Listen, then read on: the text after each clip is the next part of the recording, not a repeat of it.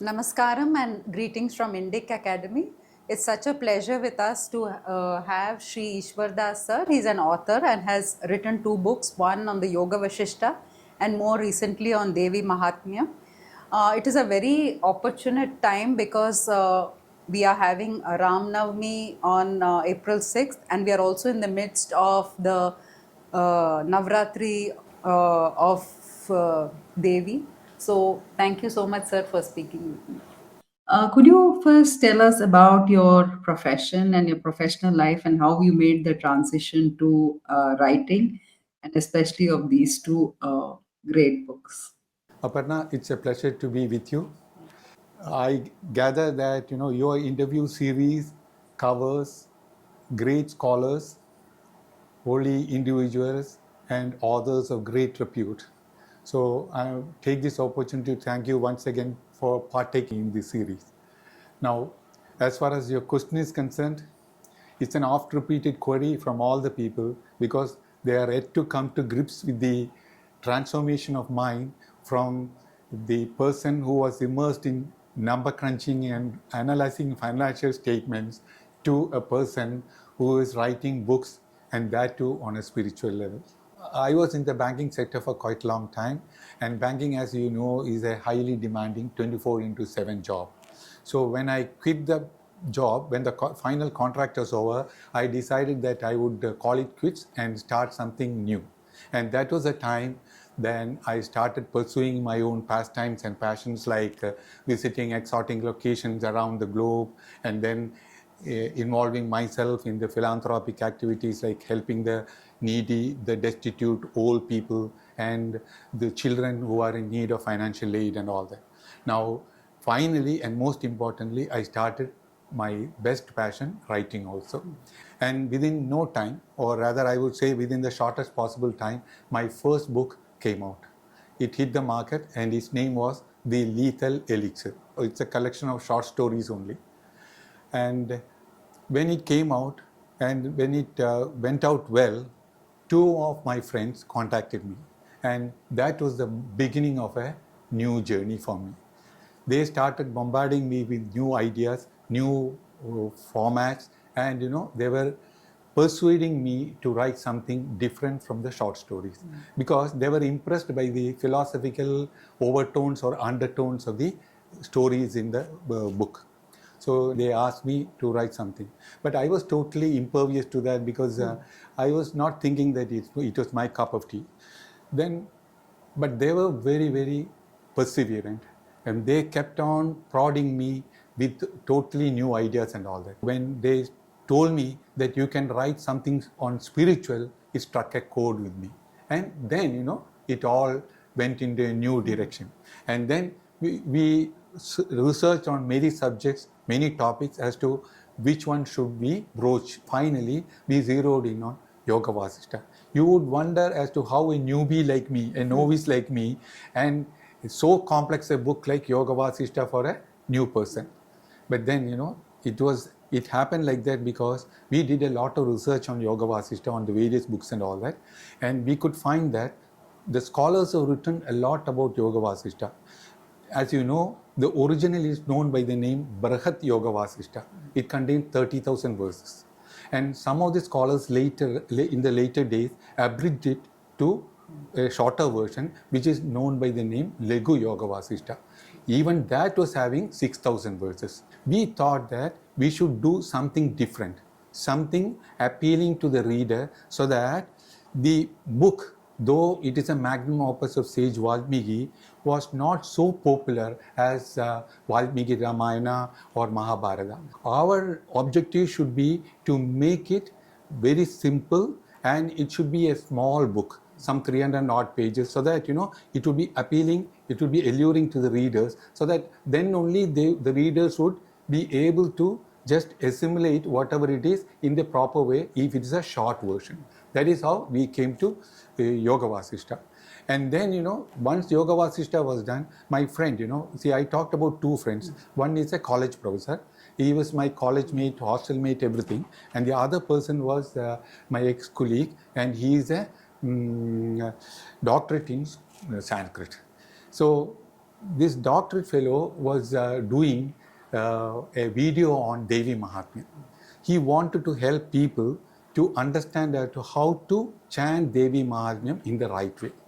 Then he told me about this proposal, about this idea, and then he didn't talk about anything else. And after a few days, he just asked me, Iswardas, can you just help me with the English part?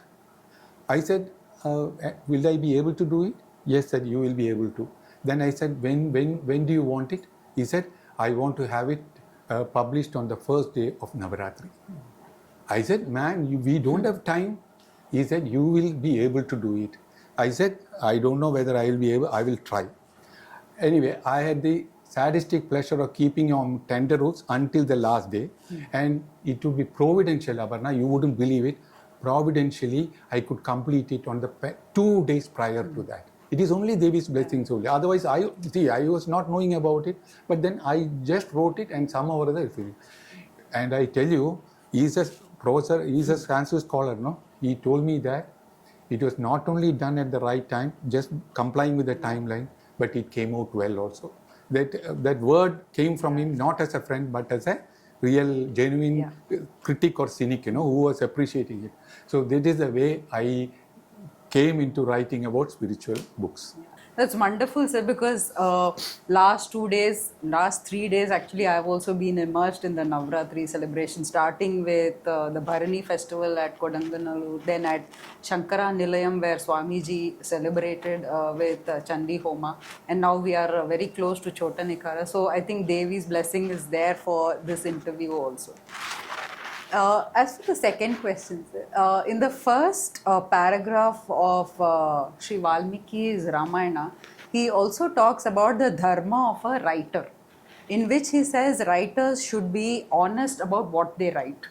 So in the modern context, and when we are interpreting such serious texts, what liberties do you think writers can take, in terms of creativity to make it interesting for public, like condensing, text, condensing verses, but staying true to the core of the text? So what is the dharma of a writer that you would stick by?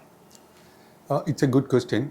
But before answering that, let me tell you that as far as Yogavasishta is concerned, I did a bit of research as far as how to proceed with the whole text. Because nobody has done sort of abridging the text to this level, composite of some 300 odd pages, So we have to be very careful in ensuring that the whole philosophy of the text is not diluted at all. It's a very Herculean task, because if Valmiki had taken some 30,000 verses to condense it, even the scholars called Lego, I told you, 6,000. So it was a very difficult exercise. So there, the dharma of the writer, I would interpret it saying that, what we did was, then I would be indirectly answering your question as well. We should select a story from each section. There are 6 pragaranas, you know that, starting with Vairagya. So, and ending with Nirvana, of course, conclusion is not a.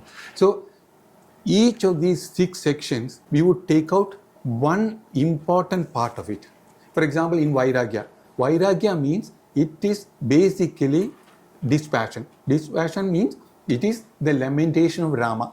When Rama laments, all the scholars say that the total composition of those causes, if you are eliminating those causes, it will result in Vairagya. Correct. We would concentrate on the lamentation of Rama part. And in each part, but we were careful in selecting the story, because if the story selected does not carry the quintessence of the whole section, then the whole philosophy gets haywire. So it is very important that we choose the correct story, and the story should stand on its own feet to explain the tenets of the philosophy embedded in that section. Srishti means, we have gone to Leela's character, because, Leela's character, illusion, reality, everything is explained in detail, Quiescence or the Upashama section is there, we have selected Gadi's story. In Nirvana, we have taken the section on, story on Chudala and Sukhidaja. So this is the way we have selected, so that we are keeping to the dharma of a writer in the sense that we are not diluting the core of the philosophy or the main crux of the philosophy, and at the same time we are able to convey it to the readers. And one more point is, when we do this, we have to just think as to how to make it easier for the readers to understand. So what I did was, I had some reading experience on Occidental literature as well, like Plato or Aristotle. So I have intermingled, for example, Plato's cave. When we talk about illusion, I brought in Plato's cave, so that that illusionary impressions, that inside the cave, people are shown only some images, and they believe that the images are the real thing. Similarly, whatever Vasistha has said, similarly, Eudemonian ethics of Aristotle. So Aristotle, whatever he is saying, that is, a good mind or soul should preserve all the things rightly according to ethical and moral, and then only it is a complete life. So similarly, and not only that, I have created my own snippets, vignettes, anecdotes, and my own small stories in the way possible, so that everything mixes together and merges together to the core philosophy. That is the way I have done it. Wonderful. Most of our Indian traditions are an oral tradition, and I'm sure when these texts were conceived, they were not written but transmitted orally. This is especially in the case of the Devi Saptasati. Even today during Navaratri, we are chanting the entire text several times over, and the sound of the words have a separate significance than reading it. So what would you say is, how do we capture the oral tradition impact in a written form? That's a very difficult question, because see, one thing is there. When we talk about Devi Mahatmyam, we should understand that it's forming a part of the Markandeya Purana. Okay, that out of that, some 13 chapters have been devoted to Devi Mahatmyam, and then according to me, the sage's idea is to see there are different ways of reaching. I will use the title of my book, because Destination Moksha. See, there are different ways of doing it. What I feel is, in Devi Mahatmyam, the sages employed the Bhakti Marga, the Marga of Bhakti, that is, path of devotion. Everything, whatever we utter, see, you are talking about the oral tradition, but even then, even though we have tried to preserve the whole thing, the whole idea is that, the concept of devotion and dedication. Supposing, I am dedicated and devoted to a deity, and then I am praying to the Devi, and then I'm singing paeans, and then chanting hymns. What happens? I'm forgetting myself for some time, right? If you are very serious in your devotion, whether it is 2 minutes, whether it's 5 minutes, whether in half an hour, that is the idea behind all these things. And Bhakti Marga says that, see, you have to forget yourself. When you forget yourself, what happens? The Vasana Kshaya happens. Debilitation of affinities, or you can call it destruction of desires, disownment of desires. After that, the Manolaya happens. Dissolution of mind happens. Correct? So you can use a stricter word, Manonasha, destruction of mind. The Vairagya happens, or concomitantly all these things happen in the mind, in the body, in the self, and then eventually you are becoming one with the Devi. Similarly, if it is Yogavasishta, you are becoming one with the Brahman, because there we are talking about Advaita philosophy. So it's all the paths, which are leading to destination moksha are all the same, with the same milestones. Milestones are all the same, whether Vairagya, dissolution of the mind, everything is there. But the eventual goal is destination moksha, and that is why I said, even when you say oral, by the oral transmission, we got this. We have to continue that, because this is the only way you can write everything, but unless, see, in Bhakti Marga, you have to chant, you have to, see, even in a mind also you have to chant. There is no other way. So that is the only way we can preserve it, and that is the important part in Bhakti Marga. That is what I feel. So I will follow it up with another question, so you can further clarify. My guru, in a lecture which Shri Sthaneshwar Timal he was talking about the difference how Indologists look at our tradition, non-Indians, and how Indians look at our tradition. So he's saying the problem with non-Indians looking at Indian traditions or text is they're looking as scholars. They are distanced from the tradition. Whereas when Indians look at these texts, it's a part of our ecosystem, our mindscape, our heritage, our traditions. So when you are looking at this text, do you combine both a Western kind of scholarship as well as an Indian kind of ownership over the text? And because you have to have a certain level of objectivity as an author, and does your all of us writers try to seep or soak into the topic much before we start writing? So did your journey of into spirituality and bhakti, that is the content of your books, did it start before you started as an author? You're talking about writing the book, before writing the book. Yes. See, one thing is there. If you want to write a book, you have to be very careful in preparation also. Unless you prepare yourself well for the book, you won't be able to reach anywhere. So when we talk about Yogavasishta, as I told you earlier, I haven't confined myself to the Indian literature alone, Indian spiritual literature alone. I have even, even taken, for example, Buch's Cosmic Consciousness or Hannah Arendt's Life of the Mind. Even Eckhart Tolle, see in his introduction to Stillness Speaks, there he has talked about teacher. So wherever our philosophy resonates in the Western authors, I take it just to impress upon the people that even they have imbibed the spirit of our spiritual literature, and therefore why can't we also do it in a better way? So see, it's not to express our proficiency or knowledge that we are quoting. We are quoting all these texts only to show that there are certain interrelations and there are certain reverberations of our philosophy in the other texts. In the text, as you rightly said, the Western scholars have written. That is the only idea. So what I feel is, whether the Western scholars write or the Indian scholars write, I'm not talking about the sages, the original writers, the followers, whoever writes, I tell you, one has to prepare very well, and not only that, one need not confine oneself to one type of literature. You should spread your wings and see across all, like a bird. You should have a glance as many literature as much as possible, so that the idea is you can imbibe whatever is important and significant to your narration, embrace it, and then include it in such a way that it merges with the crux of the philosophy you want to espouse and present before the readers. That is the idea. So far we have been talking about your journey and the style of which you have presented. Now, if we go into the content of the Yogavasishta in particular, and since Ram Navami is coming up, the dilemma that is in Sri Rama's mind, the confusion, the emotions of negativity, why extreme detachment from his life, especially when he has to take up the reins of the kingdom.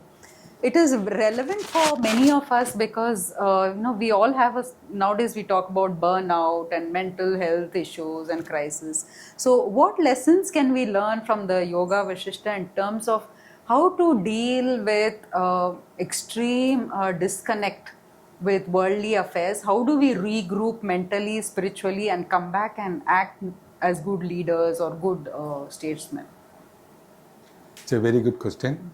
And actually, I will go to the first part of Yogavasishta of Sage Valmiki. See, these sages are very adept in stitching stories within stories. They will start with small stories, they will then connect it with another story, and then that will go on and on. In between, I will talk about one anecdote. In between, he talks about Sage Bharadwaja. At that time, Sage Bharadwaja was under his tutelage. And once Sage Valmiki narrated the story of Rama to Sage Bharadwaja. So Bharadwaja listened to the story, he contemplated a lot on the story, and then he came back to sage Valmiki, and then he asked, revered sage, you have narrated the story to me. Now tell me, how is it that Rama became a living ascetic or living liberator or Jivan Mukta and still was able to lead a quotidian life with uh, with his parents, with his brothers, with his wife, with his sons, and with the public as well. So, kingly life. How is it possible? It is as an answer to that question that sage Valmiki narrates the whole of Yogavasishta. Now, Yogavasishta, as I told you earlier, there are 6 prakaranas, and the first prakarana is Vairagya. Now, again, sage Valmiki has taken some 20 chapters and more than 650 verses, to be exact, some 663 verses or so, to just portray Rama's feelings. That is, Rama is disgusted. What has happened is, you know the background. He, as a young boy, he was an adolescent at the stage, and see, now sage Valmiki has taken the adolescent stage only of Rama to explain the whole of yoga. So there, Rama, he expressed a desire to just go around the country for a visit and all that. See, he went around hermitages, temples, good places, rivers, lakes, all these things. And eventually, when he was coming back, he had the opportunity to see the ordinary people suffering, their hardships and their pains and all that. These hardships or these sufferings, these scenes created an indelible and unchangeable impression. So the impression was so indelible that he couldn't think about anything else. Suddenly the boy who was overwhelmingly enthusiastic, ebullient and all that became all of a sudden dormant. He was not the boy who had gone for a visit. He was totally different. He became aloof, and then he lost his appetite. The playfulness of the boyish playfulness or enthusiasm was not there. He eventually became a recluse without eating anything, without enjoying anything, no friends, nothing. The news reaches King Dasharatha. Dasharatha inquires, he says nothing. Without an alternative, what he will do? Dasharatha will go to dynastic guru, sage Vasistha. Sage Vasistha, after hearing it, very coolly, with a subtle smile, he said, that's famous, Kobam. Yeah. I have to complete that? Yeah. Kobam Vishada Kalanam Mitutam Saharsham Nalpena Karana Vasena Vahandi Santaha. Then, he explains as to how there should be a sound justification for each important event. Any critical event that has to happen in this world has to have an adequate cause. And it can't be for trivial reasons that Rama developed this sort of hopelessness, helplessness, or angriness, or happiness, or anything. There he is saying, Harsham also is there. Not only Kobam, Harsham is there. And then only he says, Nalpena, Karana Vashena, Vahandi Santa. So that is how he says that, that is the way it has to be. Then after hearing it, at that time Vishwamitra also was there. Then both of them decided that he should be called. He is summoned. And then Vasistha, being the guru, has the authority on the disciple, then he asked Rama, what is the problem? Why are you so distracted? Please tell me. This boy was waiting for a trigger. As he waiting for a trigger, the whole torrent of lament gushed out of him. See, it was just, a tick, and then suddenly it gushed out. And that is how people say that, as I said earlier, this is the composition on the basis on which, this is the strong foundation on which the whole edifice of Yogavasishta stands. Now, your question, we can interconnect Ramayana also here. You said, how to lead a life. Now, in Ramayana, sage Valmiki has focused on how a person can be always moving in the righteous path without deviating at all. whatever be the trying circumstances, whatever be the trials and tribulations, he has to act according to the justness only, right? That is, that is why he earned the sobriquet of Maryada Purushottam, right? See, that is the important thing. Why Maryada Purushottam? He is the ideal human being because he is the embodiment of righteousness. So, when you say why people are suffering, how we can manage and all that, the only, it can easily said, but it cannot be easily done. But of course, our job is to tell, to somehow or other disseminate the information which has been passed on by the revered sages. The point is, we have to create a life situation wherein we have to have self-control over it. We have to impose self-control over it. And what is the gist of what Sage Vasistha is telling? It can be, see, very simply, it is not a counsel. Please do not misconstrue to presume that it's a counsel to Rama. On the contrary, it is a counsel to all the ordinary people like you and me. What is the counsel? See, it is an attempt to make us, see, we are not like Rama, Jivan Mukta or anything like that. No, we don't have the caliber. So even for the ordinary people, to make us understand as to how these hardships are happening in this world. There is a reason, and how to mitigate them by having self-control, and then how to go through the chaotic waters, the universe or life or whatever it is, by two things. One is without shirking your responsibilities, right? And another thing is without thinking of the fruits thereof. So this is the only way, whether you can do it or not. You can use different margas, as I said earlier, but here Yogavasishta says that you have to just control yourself, and then you have to keep your mind under control, and then you have to calm yourself. You have to have all the other things, as I said earlier, Manu, Nasha, Manu, everything. I need not repeat. So that is the slow, gradual path wherein slowly, step by step, block by block, you are building up. You are taking up the ladder one step by step and reaching the eventual position of moksha, destination moksha, my books.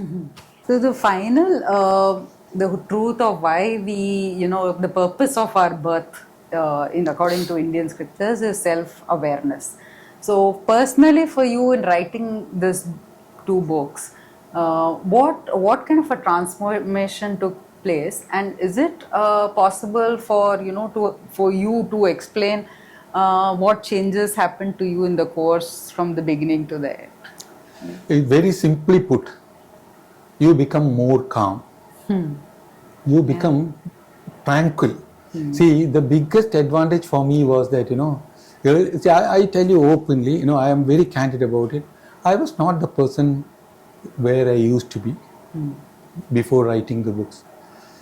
And before writing the books, I used to think about what I was and all that, But after reading these scriptures, after going through those scriptures, perusing them again and again, and understanding the essence of it, of course, I am telling you, I am nobody to comment on the everything, but from whatever I could understand, I feel that I am a changed man, in the sense that, I get a sort of composure.